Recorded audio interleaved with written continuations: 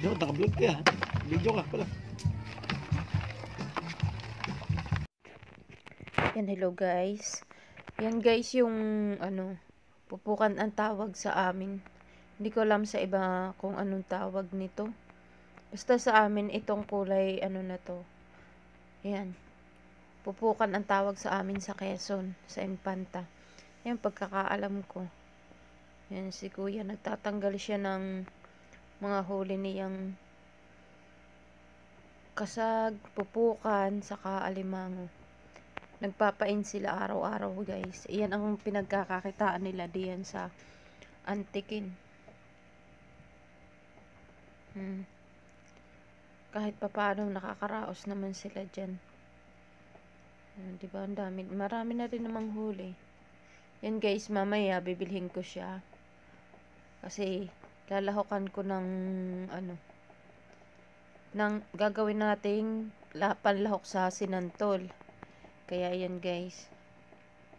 Minsan swertihan lang din ang pagkahuli ng mga pupukan, alimango. Yan guys.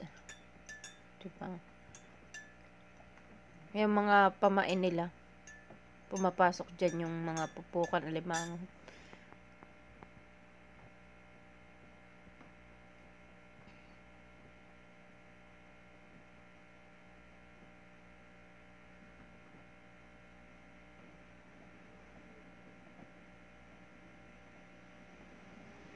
May pain din siya na isda o kaya ay yung tambalokay na kanilang hinuhuli para sa pamain.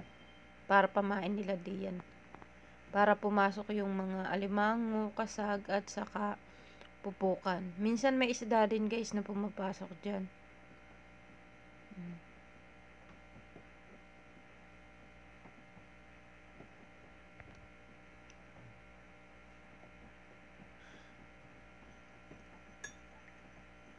Kanilang mga pamain.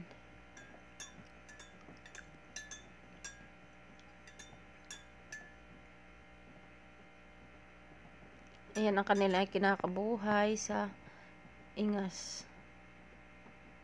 Mahal ang kilo ngayon ng ng mga ganyan. Alimango yata 300, depende sa size. Kung anong size. 300 yata yung pinakamaliit na size. Tapos rin sila, naghihipon. Sugpo, yun guys na mga nahuhuli nila dyan sa sa ingas. Ay, Antikin pala. Sa Antikin guys. Yan sila dyan. Ayan, tapos na guys. And thank you so much for watching and see you sa next video. Bye-bye. Yan. Bibilhin na natin yan, guys.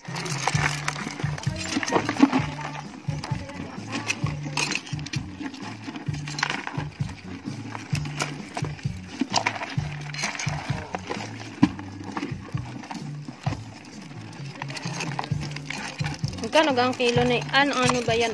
Ang ilang kilo na kaya yan? Ha? Ibusin mo na yung pupukan. Bakit may pagbibigyan ka pa na yan? Bigyan mo na. Dadali mo pa sa palengke eh. Layo-layo pa nun.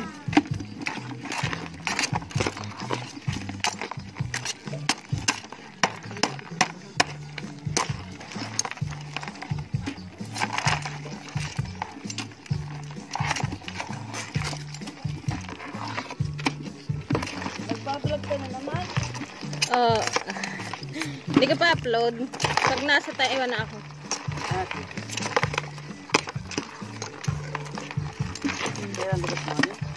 Mamayang hapon.